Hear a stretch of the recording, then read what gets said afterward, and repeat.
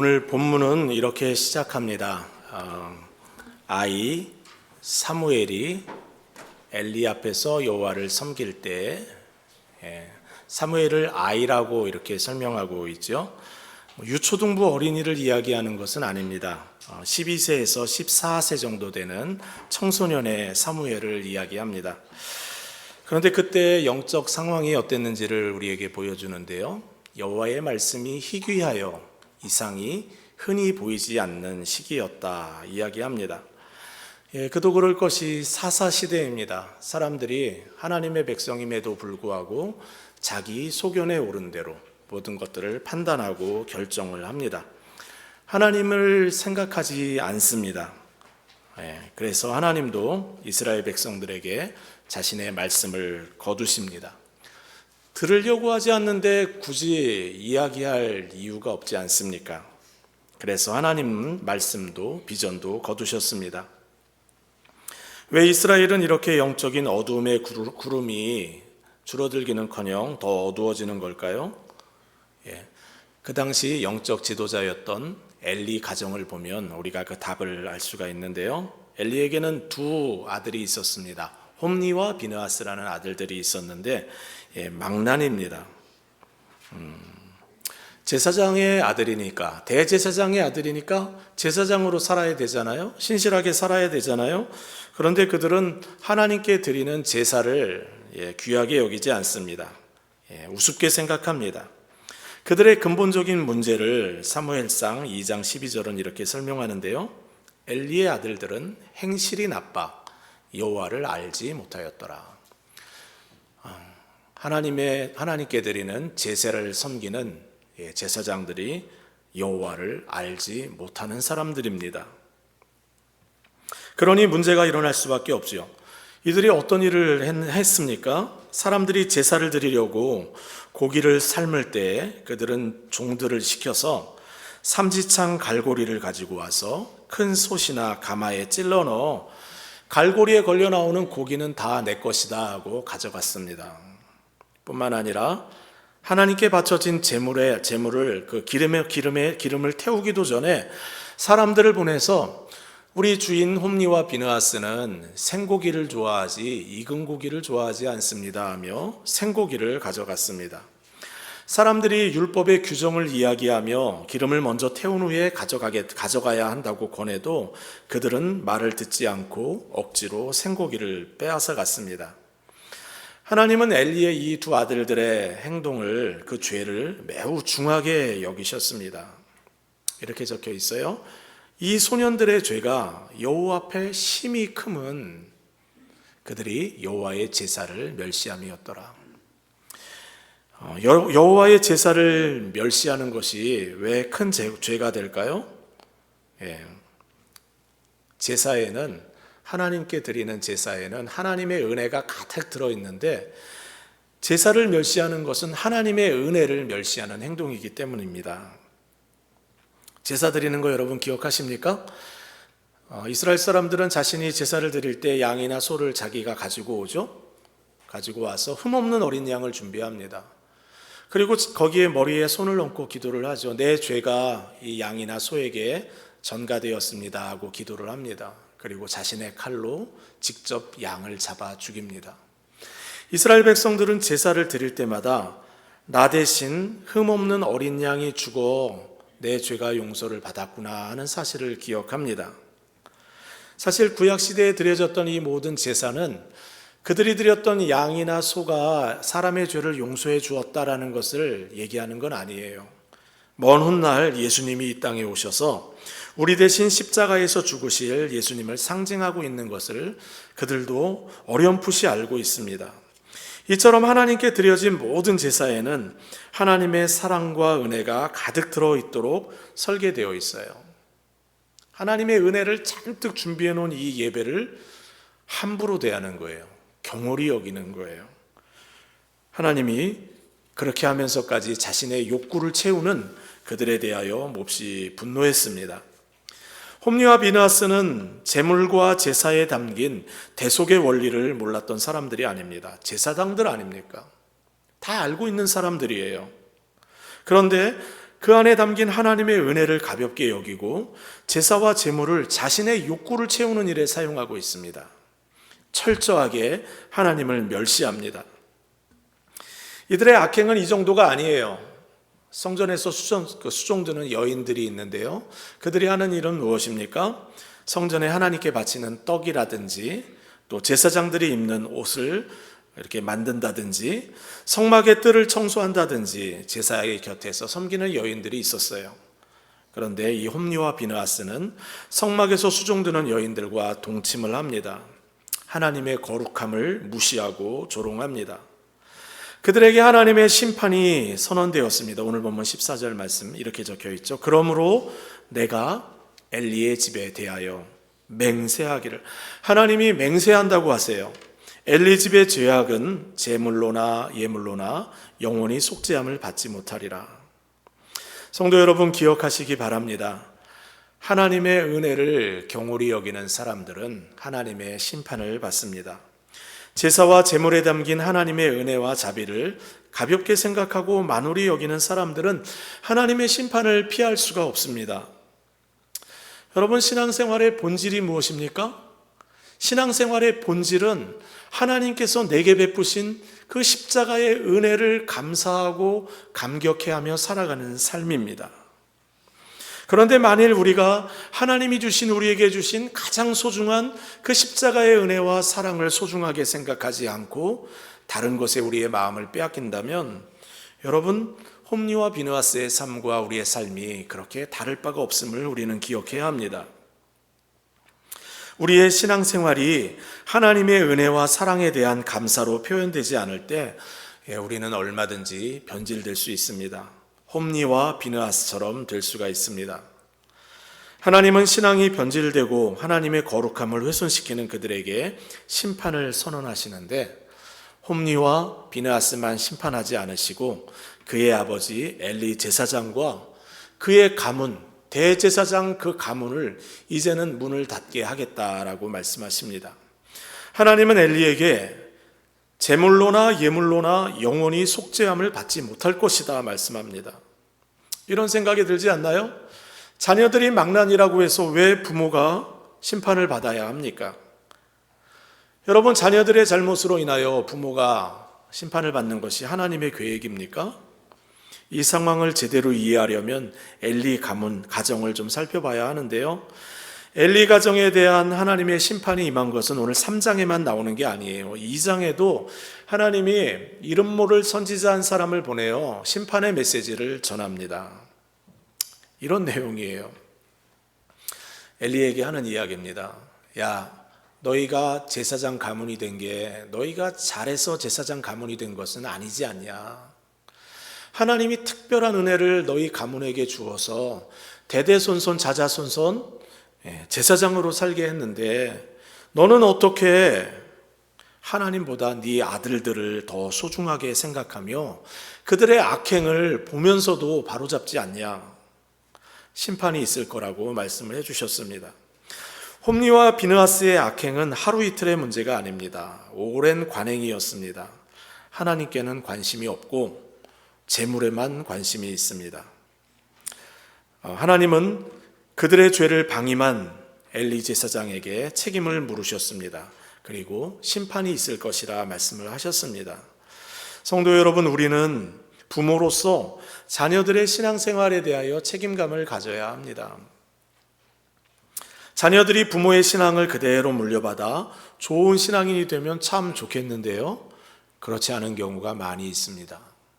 거꾸로 부모의 신앙은 그렇게 좋지 않은데도 자녀의 신앙이 탁월한 가정들도 있습니다. 여러분, 부모의 신앙이 좋은데 자녀의 신앙이 좋지 않은 가정은 엘리 집안만의 문제가 아닙니다. 오늘 본문의 주인공 사무엘의 가정에도 슬픔이 있어요. 사무엘에게도 두 아들이 있었는데 요엘과 아비야라는 아들들이 있었습니다. 안타깝게도 이 아들들은 사무엘의 신앙을 물려받지 못했습니다. 그들은 탐욕으로 사사로운 이익과 재물을 탐했고 뇌물을 받아 재판을 공정하게 하지 않았습니다. 사무엘의 두 아들로 인해서 이스라엘 도처에 억울한 마음으로 살아가는 사람들이 많았습니다. 부모가 신앙이 좋다고 해서 자녀의 신앙이 다 좋은 건 아닙니다. 그리고 부모가 무조건 자녀의 신앙에 대해 전적인 책임을 지는 것도 아닙니다. 오늘날 영적인 지도자로 알려져 있는 존 파이퍼라는 목사님이 계시는데요. 정말 훌륭한 분이십니다. 저도 이분의 책을 많이 읽었고 지금도 즐겨 보는 책 중에 하나입니다. 그런데 이분에게는 두 명의 아들이 있는데 한 아들은 신실한 목사로 하나님 앞에서 살아가는데요. 한 아들은 공개적으로 신앙에 대하여 조롱하고 비판을 합니다. 반기독교적인 글을 페이스북에 계속해서 올려서 부모인 존 파이퍼 목사님의 마음에 깊은 슬픔이 있습니다. 항상 아들을 위하여 기도하며 산다고 고백합니다. 모든 자녀들의 믿음에 대해 부모가 전적인 책임을 지는 것은 아닙니다. 성경은 이렇게 이야기합니다. 아버지는 그 자식들로 말미암아 죽임을 당할 것이 아니요, 죽임을 당하지 않을 것이요, 자식들은 그 아버지로 말미암아 죽임을 당하지 않을 것이니 각 사람은 자기 죄로 말미암아 죽임을 당할 것이니라. 모든 사람은 스스로의 결정과 행동으로 구원을 받고 심판을 받습니다. 하지만 그렇다고 해서 자녀를 신앙으로 양육해야 하는 부모의 책임이 사라지는 것은 아닙니다. 부모는 이 땅에 살아가면서 하나님이 우리를 부르시는 그날까지 자녀를 위하여 기도하고 자녀들이 믿음에 굳게 설 수 있도록 섬기고 책임감을 가지고 훈육해야 합니다. 믿음의 본을 보이며 대화를 나눠야 돼요. 자녀들이 이해하지 못하는 신앙의 행동들을 보이며 우리가 이렇게 믿음으로 사는 이유는 하나님을 바르게 섬기기 위함이다 이야기할 수 있어야 합니다. 세상에서 성공하는 자녀를 위하여 우리가 인생의 목표를 정하는 것이 아니라 하나님 앞에 인정받는 자녀를 세워야 되겠다. 여러분, 자녀들이 하나님을 잘 섬기면 그 자녀들은 부모를 섬깁니다. 그런데 여러분이 자녀를 세상에서 성공하는 자녀로 잘 양육한다고 하여도 부모를 섬기지 않는 자녀들이 얼마든지 일어날 수 있습니다. 여러분, 우리의 모든 관심은 하나님 앞에 인정받는 자녀들을 세우는 일의 목적을 정해야 합니다. 사무엘의 아버지 엘가나와 한나가 그런 부모였습니다. 그 가정에는 아이가 없었어요. 간절히 기도했어요. 아이를 달라고. 그리고 아이를 주시면 하나님께 드리겠습니다 약속을 했어요. 아이가 태어났습니다. 아이가 3살쯤 되었어요. 이제 젖먹이 젖을 떼는 나이가 되었어요. 얼마나 사랑스러운 아들이겠어요. 아이가 없던 집안에 생긴 아이 아닙니까? 그런데 하나님께 약속한 대로 이 아이를 데리고 엘리 제사장에게 갑니다. 제사장에게 부탁을 하는 거예요. 이 아이를 하나님이 기뻐하는 하나님의 사람으로 양육해 주십시오. 1년에 절기가 있을 때만 아들이 입을 옷을 만들어서 준비해서 찾아갑니다. 그리고 끊임없이 뒤에서 기도합니다. 엘가나와 한나의 유일한 기도의 제목이 있다면 그 아들이 세상에서 성공하는 아들이 되는 것이 아니라 하나님을 섬기며 살아가는 아들이 되기를 원했습니다. 이 어두운 사사시대에 하나님께서 새로운 소망의 빛을 비치는 그 방법이 바로 이 사무엘입니다. 하나님의 말씀이 희귀하여 이상이 흔히 보이지 않던 그때에 하나님은 사무엘을 사용하세요. 오늘 본문 말씀 보면 재밌게 표현되어 있는데요. 엘리 제사장은 자기 처소에 누워 있는데 그런데 사무엘은 여호와의 전 안에 누워 있어요. 제사장은 하나님의 음성에 대하여 둔감해지고 깨닫지도 못하는데 그 어린 사무엘은 하나님의 궤에 있는 여호와의 전에 누워 있습니다. 그 앞에 표현이 재밌어요. 하나님의 등불은 아직 꺼지지 아니하였으니, 저기 있는 하나님의 등불은 성막 안에 있는 등불을 이야기해요. 아침이 아직 되어지지 않았기 때문에 그 불이 아직 꺼지지 않은 거예요. 그런데 점점 꺼져가고 있는 겁니다. 그런데 저 표현은 성막 안에 있는 모습만을 이야기하는 게 아닙니다. 이중적입니다. 이스라엘에 여전히 소망이 있음을 사무엘상 저자는 그렇게 표현하고 있습니다. 하나님이 사무엘을 부르십니다. 사무엘아, 벌떡 일어나서 엘리에게 달려갔어요. 부르셨습니까? 잘못 들은 것 같다. 가서 자렴. 가서 자는데 또 사무엘아 부르시는 거예요. 또 가서 부르셨습니까? 부른 적 없다. 가서 편하게 자라. 자는데 또 부르는 거예요. 그래서 또 갔어요. 세 번째 부르셔서 갔어요. 그랬더니 그제서야 엘리 제사장이 하나님이 부르는가 보다 생각하고 그에게 대답할 문장을 알려주는데요. 내 아들아, 하나님이 만약에 그렇게 하나님이 부르시는 것 같으니까 이렇게 대답하여라. 여호와여 말씀하옵소서. 주의 종이 듣겠나이다. 하나님이 사무엘을 거듭해서 부르시는 장면에서 우리가 기억해야 할 것이 있습니다. 하나님은 말씀하시는 하나님입니다.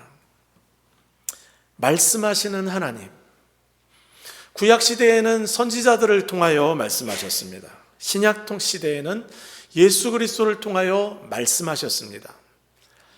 히브리서 1장 1절 하나님은 말씀하시는 하나님이라는 사실을 이렇게 기록하고 있어요. 옛적에는 선지자들을 통하여 여러 부분과 여러 모양으로 우리 조상들에게 말씀하신 하나님이 구약 시대에는 선지자들을 통하여 말씀했다. 그런데 신약 시대에는 이 시대까지 다 포함해서 아들 예수 그리스도를 통하여 우리에게 말씀하는 분이시다 말씀합니다. 하나님은 말씀하시는 하나님입니다. 그래서 성경의 이 두꺼운 성경책을 보면 수천 년 동안 쓰여진 책이잖아요. 그런데 여러분 이 수천 년의 책이 수천 년 동안 기록한 책이 한 사람을 지목하고 있어요. 예수 그리스도 한 분을 지목하고 있어요. 성경의 저자는 하나님이 저자가 되셔서 사람들을 감동시키셔서 성경을 쓰게 하셨는데 말씀하시는 하나님을 우리에게 보여줍니다. 오늘 본문에도 하나님은 사무엘에게 말씀하십니다. 순종해야 할 말씀을 들려주십니다. 참 부담스러운 말씀을 주셨어요. 그런데 여러분 우리가 기억해야 하는 것은 하나님의 말씀과 사람의 말이 근본적으로 차이가 있다는 것을 우리가 기억해야 합니다. 사람의 말은 우리가 이렇게 말해도 제가 이야기를 해도 여러분 설교를 들으면 언제까지 기억이 나요? 문에 나갈 때 다 기억에서 사라집니다. 1번. 그래도 점심까지는 갑니다. 늦게까지 가는 사람은 오늘 저녁까지 갈 수도 있어요. 그죠? 여러분 밥 먹은 게 기억납니까? 전 잘 기억이 안 나요. 근데 양분이 되죠. 힘이 되는 것처럼 말씀도 그럴 수가 있어요. 그런데 여러분 우리의 말은 사람의 말은 그냥 허공으로 그냥 땅에 떨어질 수 있는 것처럼 보여요. 대부분이 그런 것 같아요. 하지만 하나님의 말씀은 다릅니다. 빛이 있으라 하나님이 말씀하시면 우리의 말과는 달라요. 그냥 빛이 생깁니다. 하나님의 말씀은 땅에 떨어지는 말씀이 하나도 없어요. 오늘 보면 19절에 이런 표현이 있습니다. 사무엘이 자라매 여호와께서 그와 함께 계셔서 그의 말이 하나도 땅에 떨어지지 않게 하셨다. 사무엘이 전하는 하나님의 말씀은 하나도 땅에 떨어지지 않았다. 왜요? 그가 전한 이야기가 사람의 말이 아니라 하나님의 말씀이기 때문에 땅에 떨어지지 않은 거예요. 하나님의 말씀은 낭비되거나 버려지거나 사라지는 법이 없습니다. 종교개혁가 마틴 루터는 이 사실을 이렇게 설명했습니다. 우리는 하나님의 말씀과 인간의 말을 아주 크게 구별해야 한다. 우리가 말하는 사람의 말과 하나님의 말은 아주 크다 차이가 있다는 것을 우리가 기억해야 된다는 거예요. 인간의 말은 그저 공중으로 날아가 곧 사라져버리는 작은 소리에 불과하다. 그러나 하나님의 말씀은 하늘과 땅보다 더 위대하며 심지어 하나님의 말씀은 죽음과 지옥보다도 위대하다. 왜냐하면 하나님의 말씀은 하나님의 권능의 일부이며 영원히 지속되기 때문이다. 여러분 하나님의 말씀은 절대로 땅에 떨어지는 법이 없어요. 지난주에 제가 송은희 씨 간증, 코미디언 송은희 씨 간증을 듣게 되었는데요. 본인이 이렇게 이야기합니다. 논리를 따지고 이해가 되지 않으면 저는 행동하지도 않고 믿지도 않는 사람입니다. 그런데 친구가 교회에 와보라 그래서 교회에 왔는데 설교를 듣는데 그날 참 신기하게도 하나님 예수를 믿게 되었다는 거예요. 예수님이 우리 죄 때문에 돌아가셨고 우리는 그 덕으로 사는 것, 이것이 기쁜 소식이고 복음이라는 사실이 그날 그냥 확 자기 마음에 들어왔다는 거예요. 그리고 그날로부터 열심히 신앙생활을 하였다는 겁니다. 어떻게 이런 일이 가능합니까? 하나님의 말씀은 능력이 있기 때문에 그렇습니다.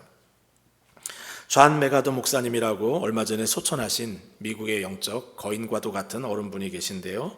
그분이 이런 이야기를 하신 적이 있어요. 한 남성이 다가와서 목사님, 저 오늘 구원받은 것 같아요. 너무 기분이 좋습니다. 감사합니다. 목사님이 이렇게 질문했어요. 제가 오늘 설교한 내용 중에 무엇이 기억에 남고 무엇이 마음속에 그렇게 다가와 주셨습니까? 그분이 이렇게 답을 합니다. 목사님의 설교랑은 아무 상관이 없습니다. 목사님이 설교하기 전에 성경 구절 하나 읽었는데 그 말씀이 내 마음에 박혔습니다. 그리고 내가 구원받았음을 확신하게 되었습니다. 여러분, 어떻게 이런 일이 벌어질 수 있을까요? 하나님의 말씀은 땅에 떨어지는 법이 없습니다. 하나님의 말씀은 반드시 열매를 맺습니다. 역사를 합니다. 그렇기 때문에 우리는 하나님의 말씀을 대할 때마다 엘리 제사장이 사무엘에게 가르쳐준 대로 고백해야 합니다. 여호와여, 말씀하옵소서. 주의 종이 듣겠나이다. 주의 말씀이 우리 안에 들어올 때, 여러분, 이 말씀이 우리 안에 들어온다는 것은 그냥 우리가 세상에서 누구의 이야기를 듣는 것과는 차원이 다른 일들이 일어납니다. 예레미야의 이야기를 들어볼까요? 여호와의 말씀이니라. 성경 구절 보여줄래요? 내 말이 불같지 아니하냐. 바위를 쳐서 부서뜨리는 방망이 같지 아니하냐. 여러분, 말씀이 우리 안에 들어오면 뭔가 일을 저질러요.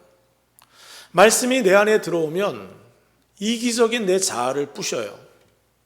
완악한 교만한 내 마음을 불질러 버려요. 말씀이 내 안에 들어오면 버틸 수가 없어요. 이기적인 자아와 싸웁니다.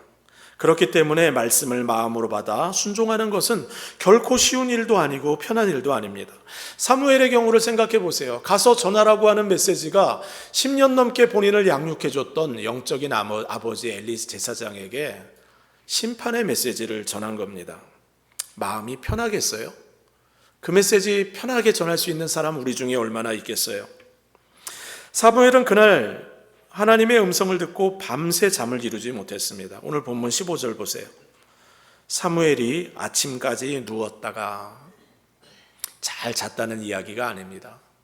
여호와의 집의 문을 열었으나 그 이상을 엘리에게 알게 하기를 두려워하더니, 하나님의 말씀을 받아서 내가 순종하는 것은 항상 편한 일이 아니에요. 부담스럽고 괴로운 일일 때가 많습니다.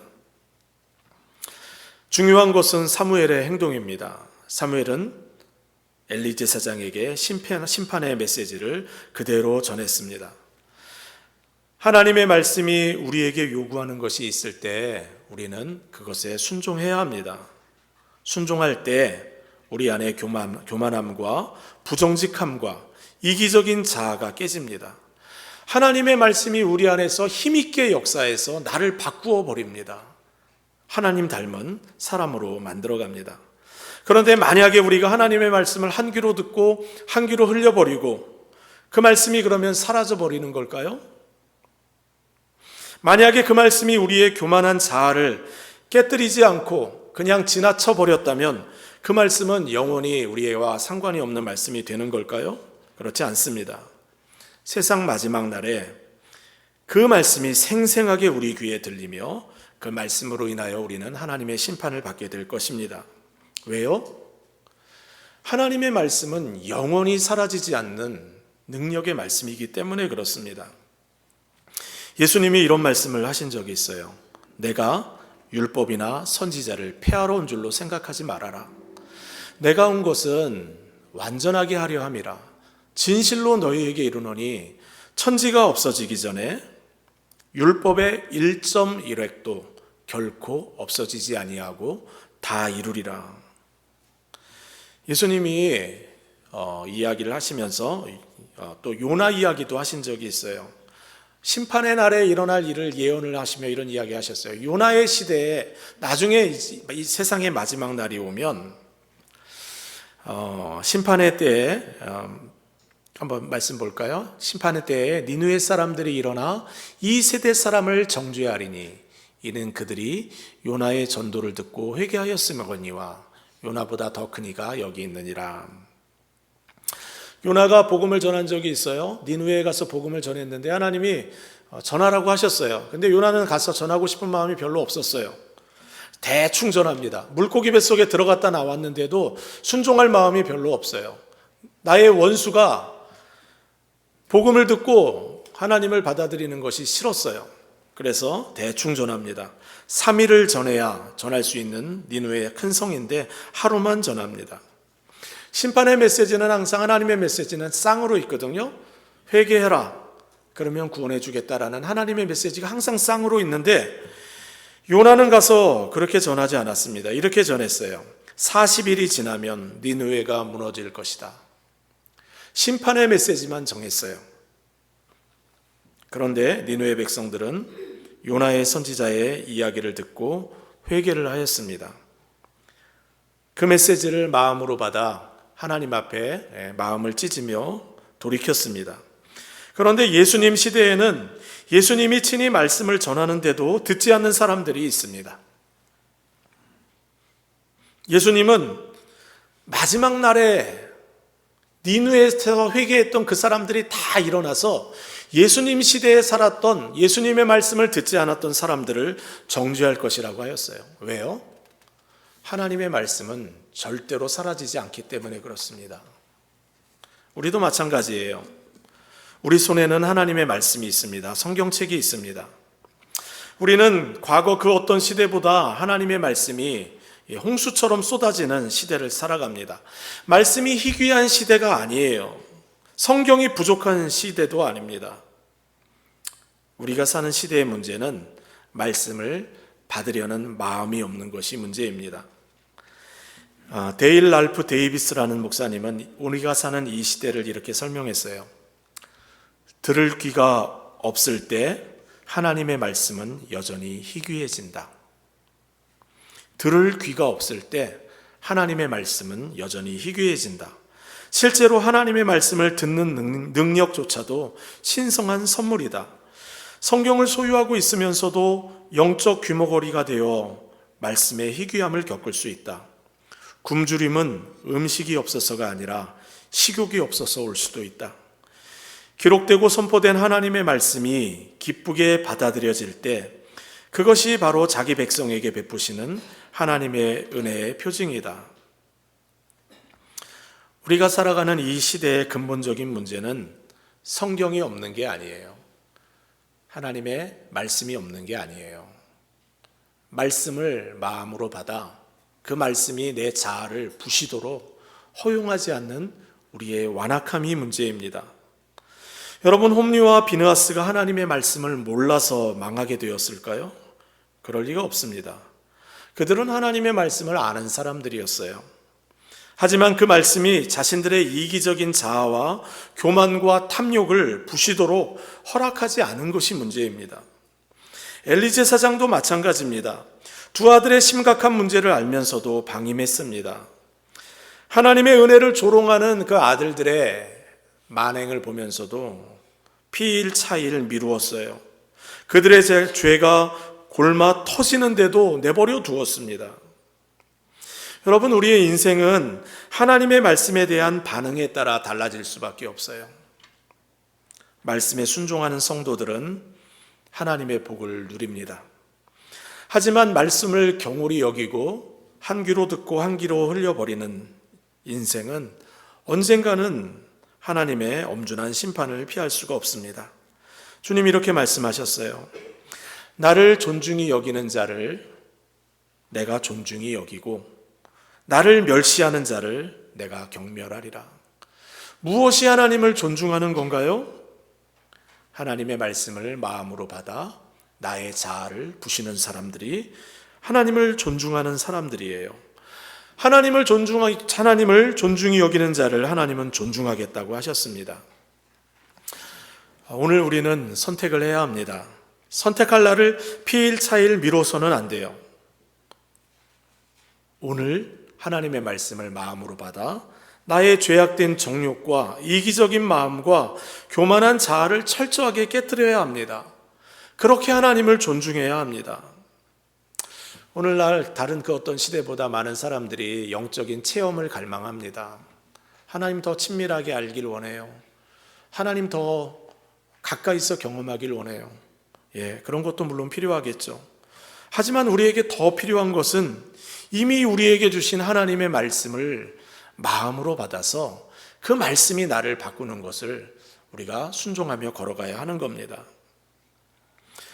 말씀 앞에 항복하고, 말씀이 나를 부수도록 허용하고, 말씀이 나를 새롭게 하는 것을 거듭거듭 그렇게 허용하며 믿음으로 살아가야 합니다. 그 믿음의 길을 살아가기를 힘쓰시는 저와 여러분 다 되시기를 주의 이름으로 부탁드립니다. 우리 함께 찬양하겠습니다.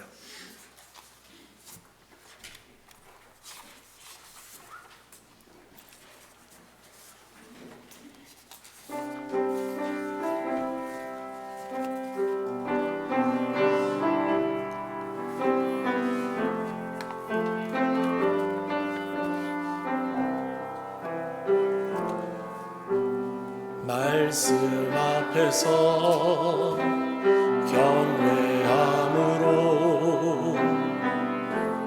주께 홀로 섭니다. 생명의 말씀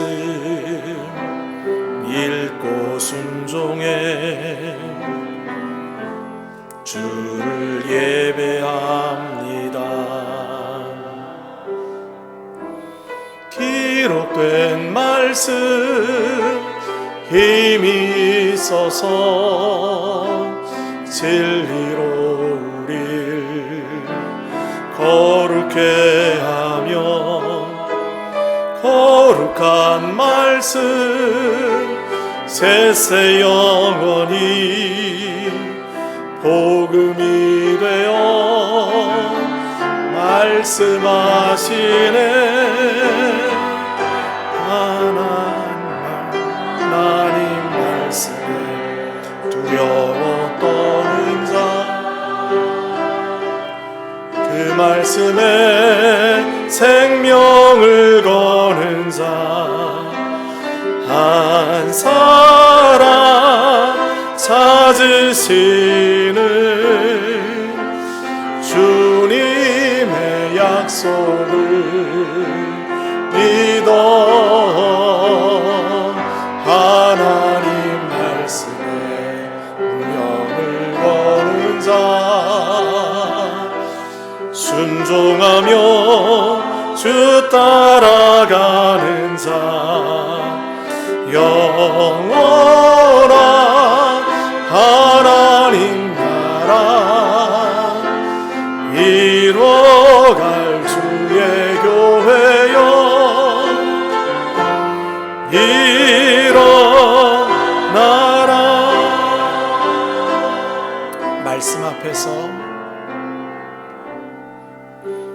말씀 앞에서 경외함으로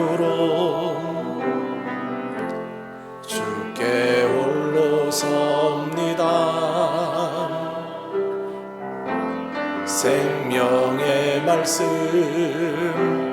읽고 순종해 주를 예배합니다. 기록된 말씀 힘이 있어서 진리로 우릴 거룩해 하며 거룩한 말씀 세세 영원히 복음이 되어 말씀하시네. 하나님 말씀에 두려워 떠는 자, 그 말씀에 생명을 거는 자,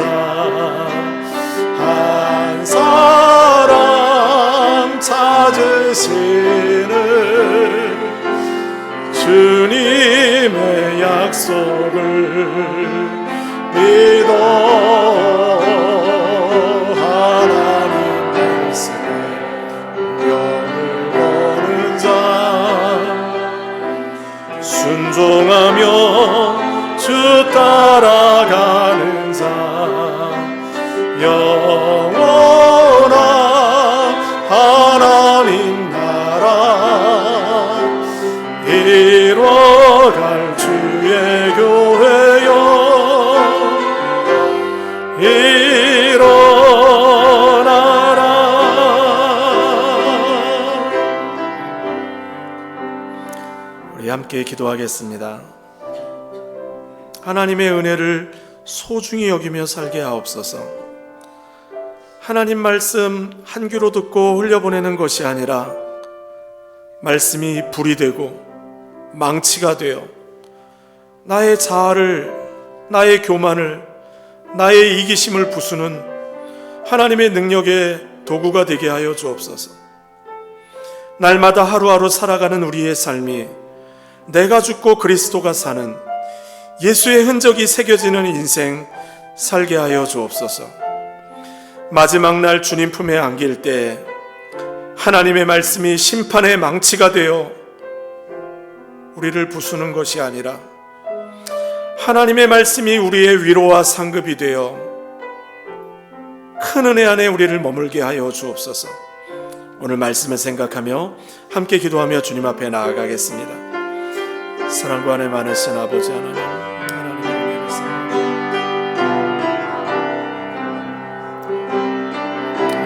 하나님의 은혜 말씀을 기억하며 살아가게 하여 주옵소서.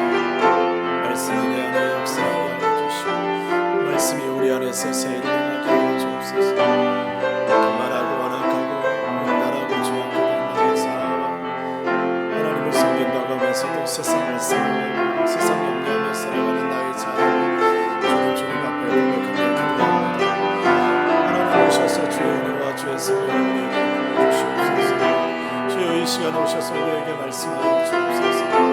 자녀들을 하나님 기뻐하는 자녀로 양육하지 못한 죄를 용서하시고 아버지 하나님 우리의 목표가 하나님의 은혜를 소중하게 여기는 것이 아니라 하나님 어떤 것에 있었음을 주여 고백하며 나아갑니다. 주여 우리에게 은혜를 더하여 주옵소서. 주님의 은혜를 사모하게 하시고 주님의 은혜를 가장 소중하게 여기며 살아가는 우리의 인생이 되게 하여 주옵소서. 하나님 우리 안에 주의 은혜와 능력을 더하여 주옵소서. 새 일을 행하여 주시고 오늘도 주님 우리에게 말씀하여 주옵소서. 주의 말씀이 우리의 귀에 들리는 하나님의 은혜의 시간 되게 하여 주옵소서. 주님 역사하여 주옵소서.